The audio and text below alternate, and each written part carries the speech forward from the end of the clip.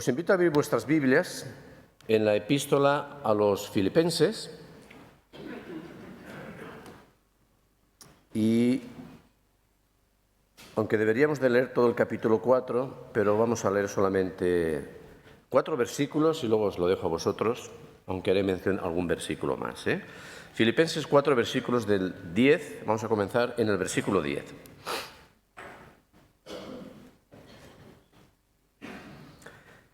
En gran manera me gocé en el Señor de que ya al fin habéis recibido vuestro cuidado de mí, de lo cual también estabais solícitos, pero os faltaba la oportunidad. No lo digo porque tenga escasez, pues he aprendido a contentarme cualquiera que sea mi situación. Sé vivir humildemente y sé tener abundancia. En todo y por todo estoy enseñado, así para estar saciado como para tener hambre, así para tener abundancia como para padecer necesidad. Todo lo puedo en Cristo que me fortalece. Pablo se encontraba encarcelado en Roma, esperando un juicio que podía condenarle a muerte, como finalmente todos sabéis que ocurrió. Roma estaba viviendo una persecución impulsada por el emperador Nerón, y los creyentes en Roma, como os podéis imaginar, estaban atemorizados, y algo similar estaba ocurriendo en otras colonias romanas como la de Filipos. A pesar de esta situación de persecución, de miedo, de terror, Pablo lo encontramos en esta epístola intentando dar ánimo y ser de ánimo a los creyentes. Choca que tan solo en 4 capítulos utiliza la palabra gozo en 16 ocasiones. ¿Cómo es posible hablar de gozo cuando uno se halla en prisión, esperando ser juzgado y en penuria económica? Pablo comienza el texto que hemos leído, si os fijáis, expresando de manera muy política, aquí se le ve el carácter político que tenía, expresando su más sincera gratitud a los filipenses por la ofrenda que le habían enviado. Su situación no era fácil y no recibió ayuda, salvo de los filipenses. Por ello les dice en el versículo 14 de este mismo capítulo: bien habéis hecho en participar conmigo en mi tribulación. El donativo de los filipenses era para el apóstol Pablo como un sacrificio ofrecido a Dios. Lo llama en el versículo 18, si tenéis la Biblia abierta, olor fragante. Me gusta esta expresión. Y es que nuestro compromiso y ayuda para los que están en necesidad es olor fragante. En otras palabras, es algo que agrada a Dios. Cuando ofrecemos voluntariamente lo que somos o lo que tenemos a aquellos que lo necesitan, comenzando por los de casa, este es un sacrificio que agrada a Dios. Es algo que ofrecemos a Dios. Jesús mismo dijo: y cualquiera que os diere un vaso de agua en mi nombre, de cierto os digo que no perderá su recompensa. Un vasito de agua, no perderá su recompensa.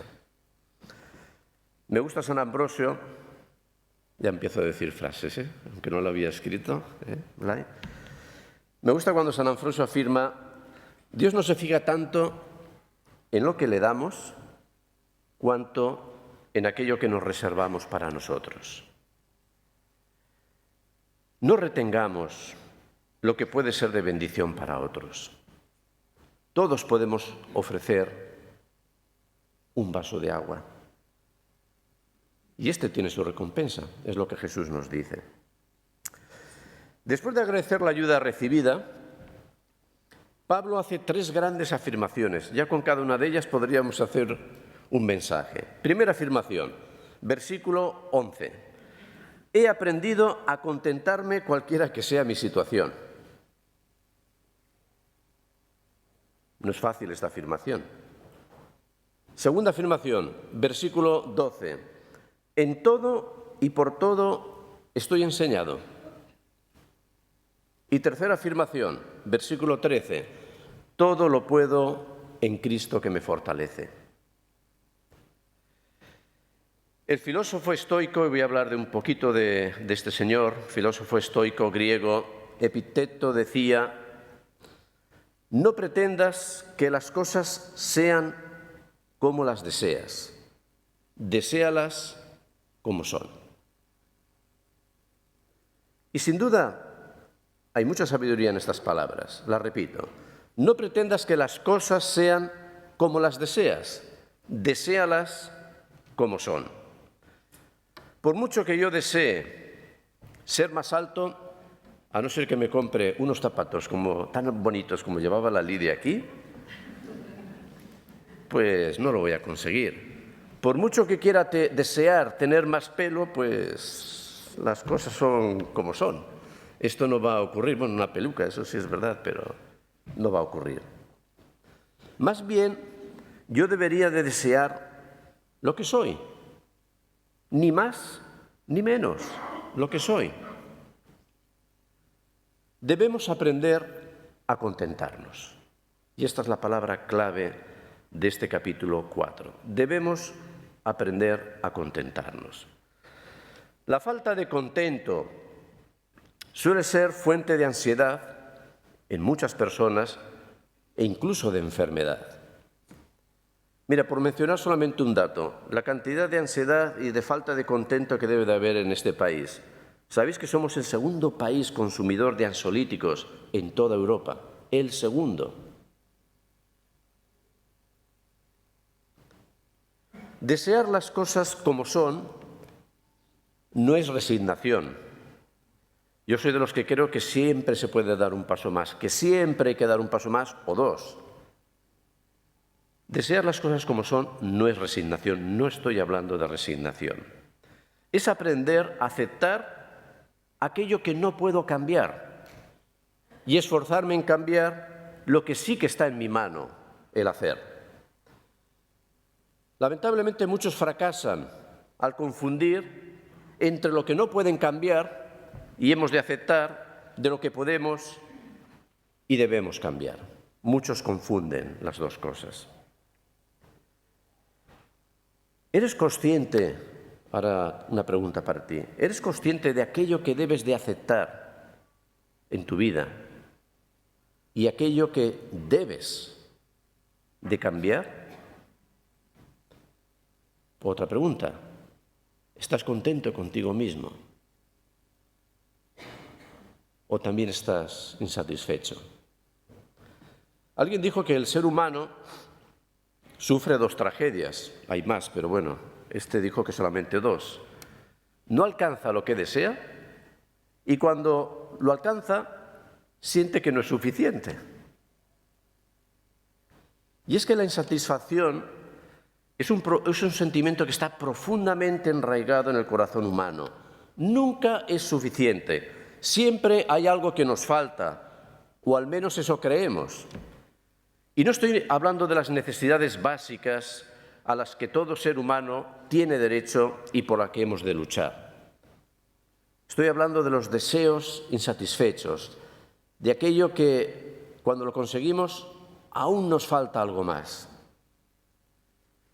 No permitamos que el espíritu de insatisfacción nos arrebate el gozo del que habla Pablo en esta carta, o que nos lleve a tener que subir la cuota de ansiolíticos en este país.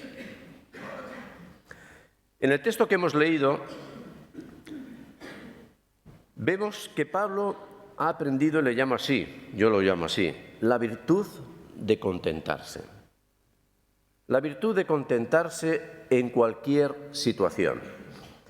Versículo 11, Pablo afirma: pues he aprendido a contentarme cualquiera que sea mi situación. Y para describir su estado, el apóstol utiliza con toda intencionalidad una de las grandes palabras de la ética pagana, autarques, contentarme, que quiere decir ser autosuficiente. Pablo está diciendo, al utilizar esta palabra autarques, está diciendo que está completamente satisfecho con lo que le ha tocado vivir.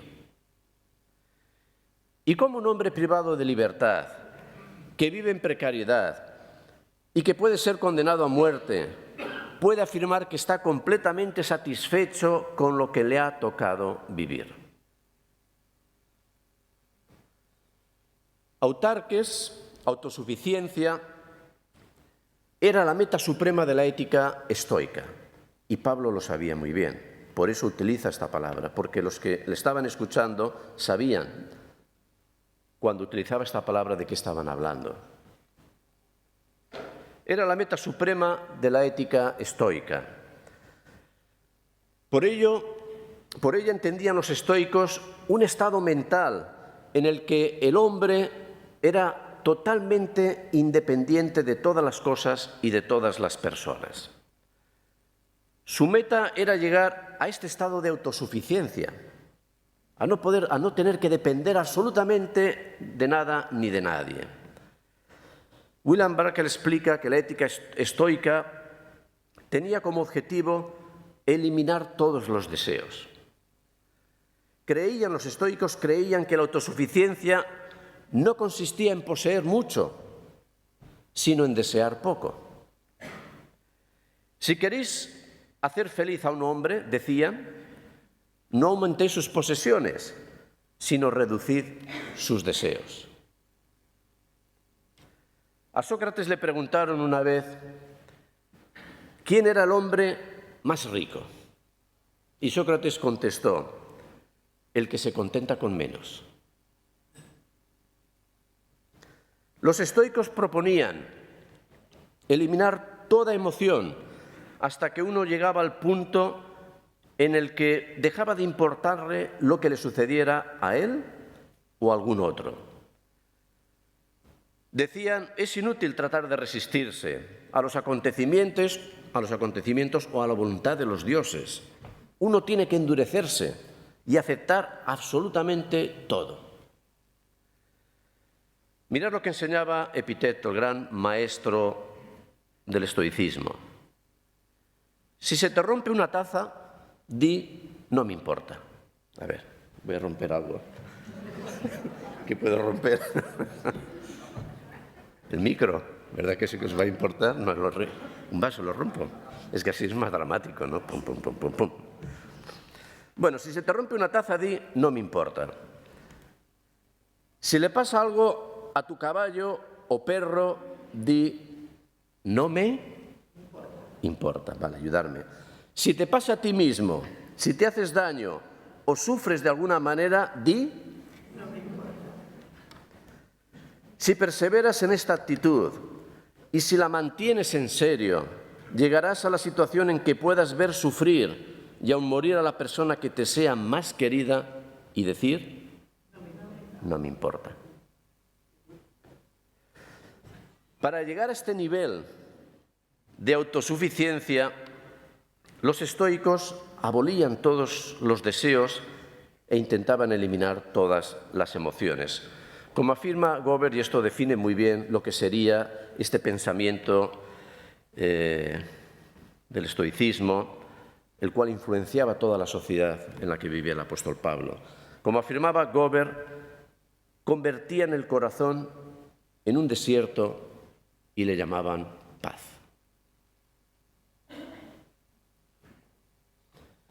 Y enseguida notamos la diferencia entre la ética estoica y la enseñanza del apóstol Pablo. Sin duda, una nueva manera de pensar en una sociedad dominada por el paganismo y por el estoicismo. El cristianismo se estaba convirtiendo en una contracultura que desafiaba el status quo, la forma de pensar y la forma, por tanto, de actuar. Mientras que un estoico era autosuficiente por sí mismo, era el mayor valor que tenía esta filosofía, Pablo se declara dependiente de Dios. Mirad el contraste. Para los primeros el contentamiento, la autosuficiencia, era un acto de la propia voluntad, era un logro humano. Para Pablo el contentamiento y la autosuficiencia era un ejercicio de confianza en Dios. Para los estoicos las emociones no tenían lugar. Para Pablo el gozo en el Señor es lo que le daba las fuerzas que necesitaba. O dicho de otra forma, el saberse bajo la gracia y la voluntad de Dios era lo que le ayudaba a estar satisfecho. Pablo podría enfrentar cualquier situación no porque fuera un superhombre, no por su propia capacidad, como predicaban los estoicos, o por su fortaleza mental, sino porque tenía a Cristo. Este era su mensaje. Todo lo puedo en Cristo. Todo lo puedo en Cristo que me da fuerzas, que me da capacidad, que me da la energía que necesito para sobrellevar mis circunstancias. Y las de él en aquel momento no eran nada fáciles. El apóstol no perdió su gozo en medio de su tribulación. Él utiliza esta palabra. No perdió su gozo en medio de su tribulación, porque no perdió de vista lo que verdaderamente era esencial para él. Y que él mismo había dicho en esta carta, en el capítulo 1, porque para mí el vivir es Cristo. Para mí el vivir es Cristo. Él lo es todo. Él es el centro. No dejemos que las pruebas o las dificultades nos afecten de tal forma que apartemos a Cristo del centro de nuestra vida. Y es curioso que esto es una tendencia en el ser humano. Cuando nos vienen mal dadas, nos vamos a dos extremos. O nos abandonamos sin saber dónde nos abandonamos, o reaccionamos de formas que no deberíamos de reaccionar. No apartemos a Cristo del centro de nuestras vidas. No perdamos de vista, sean cuales sean las circunstancias que nos están tocando vivir, el propósito que Dios puede tener para nosotros. Pablo no se goza por estar encarcelado. No era masoquista. Tampoco dice, como afirmaban los estoicos, no me importa. Todo lo contrario, expresa con claridad que le gustaría estar libre. Capítulo 1. Él quería estar libre. No se goza del problema, sino de lo que Dios puede hacer en medio de él. Esta es la diferencia. El enfoque era Dios y no el problema. El enfoque era Dios y no las circunstancias en las que estaba viviendo en ese momento. Para Pablo, cada situación en la vida era una oportunidad para confiar en Cristo, para descubrir algo que no sabía, para entrar en un terreno que nunca antes había pasado o pisado. En el versículo 11 dice, sé vivir humildemente y sé tener abundancia. En todo y por todo estoy enseñado, así para estar saciado como para tener hambre, así para tener abundancia como para padecer necesidad. Todo lo puedo en Cristo que me fortalece. Él mismo escribió a los romanos estas palabras: a los que aman a Dios, todas las cosas ayudan a bien.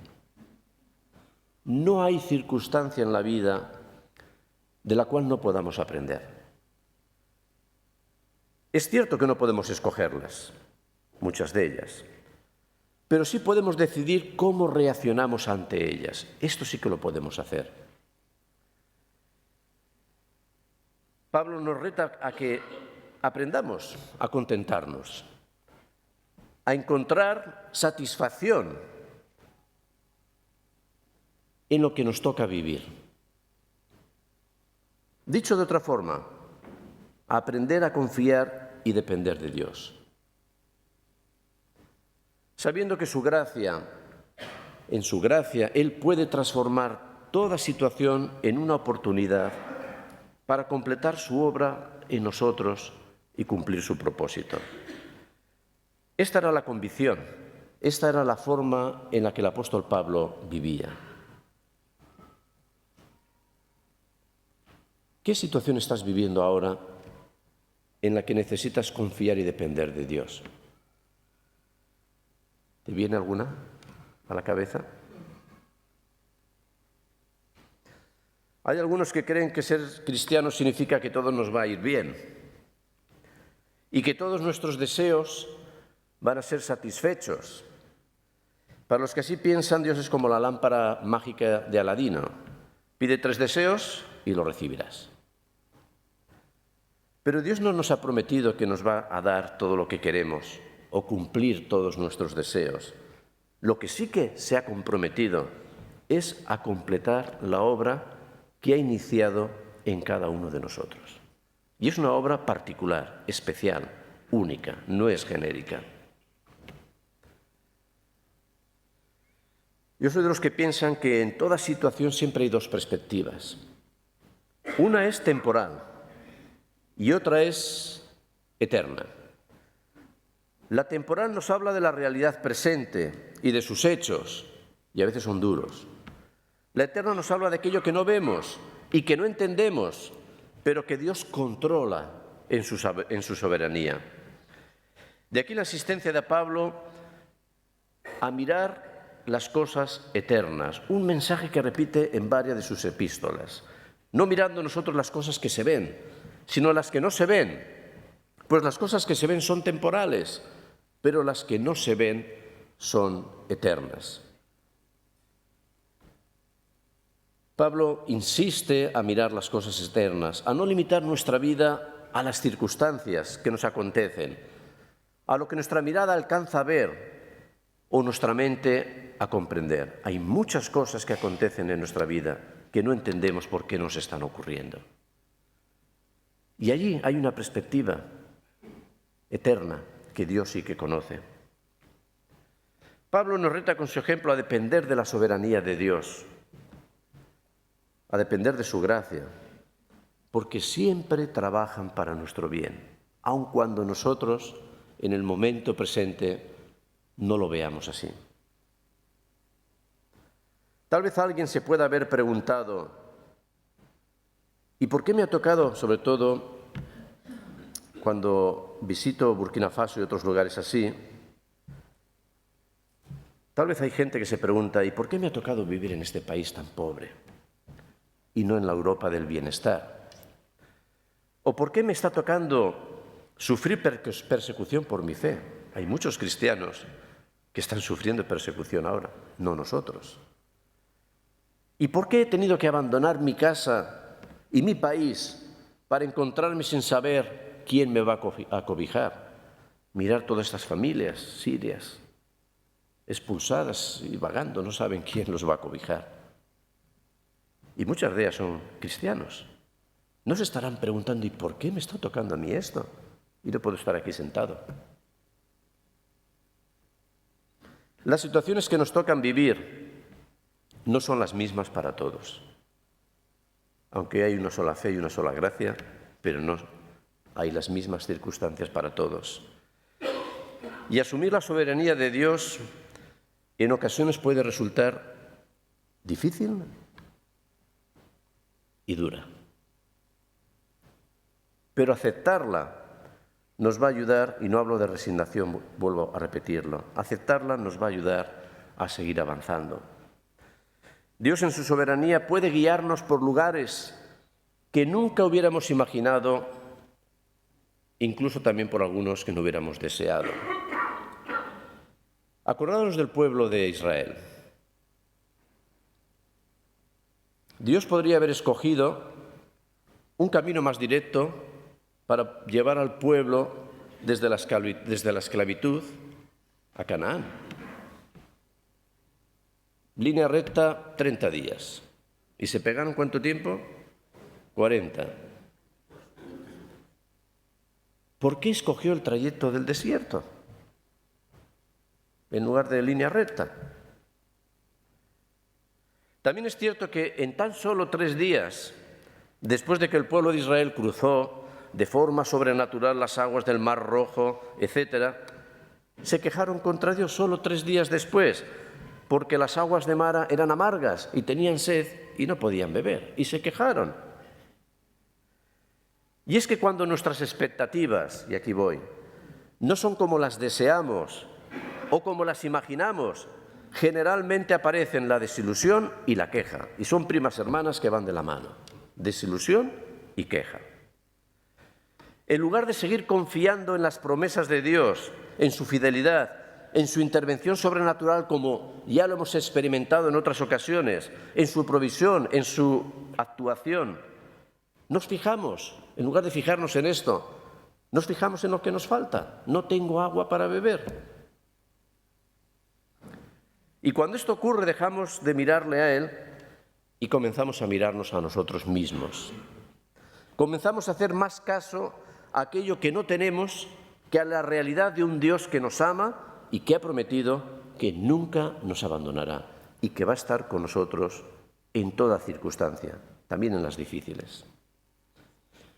Aceptar la soberanía de Dios es entender que la vida pasa por distintas etapas, escenarios, ciclos, y el desierto puede ser uno de ellos. En nuestro camino seguramente vamos a encontrarnos con fuentes de agua fresca, pero también otras que son amargas.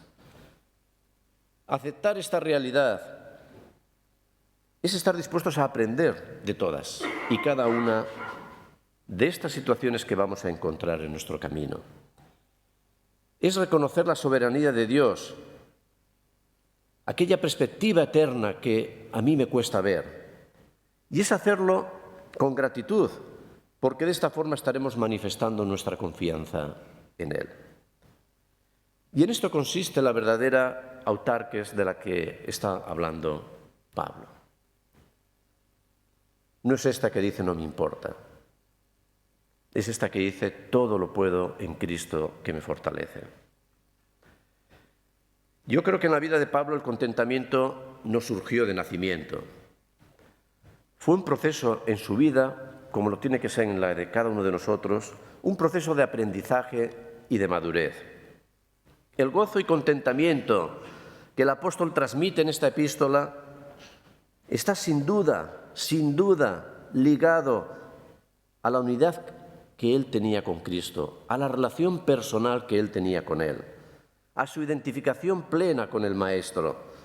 Pablo reconoce que su vida solo tiene un propósito, y este propósito es Cristo en mayúsculas, es que Él, que es su vida, se refleje en su vida y en todo lo que hace. Honrar y magnificar a su Señor a través de su vida era su meta, era su razón de ser, y lo demás era secundario. Yo creo que hoy vivimos un evangelio muy centrado en nosotros, en nuestras necesidades. Pero lo cierto es que Pablo nos enseña que el evangelio no somos nosotros, sino es Cristo. Él ha de ser el centro, Él ha de ser el enfoque, y no al revés. Solo en Él podemos encontrar nuestra completa satisfacción. El contentamiento no lo producen las cosas satisfechas, porque el corazón humano nunca está satisfecho. El contentamiento no es posible sin Dios. El contentamiento no depende de las circunstancias, se encuentra en Dios.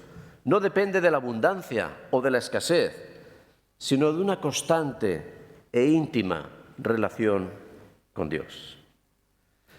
Hermanos, y con esto voy a terminar, aprendamos como el apóstol Pablo a vivir confiando en la soberanía de Dios, agradecidos por cada circunstancia, aunque a veces sea difícil, fortalecidos en su gracia. Y como alguien dijo, y para que veáis feliz de que digo otra cita, como alguien dijo, la persona verdaderamente satisfecha es aquella que experimenta la suficiencia de la provisión de Dios para sus necesidades y la suficiencia de la gracia de Dios en sus circunstancias. Que el Señor os bendiga.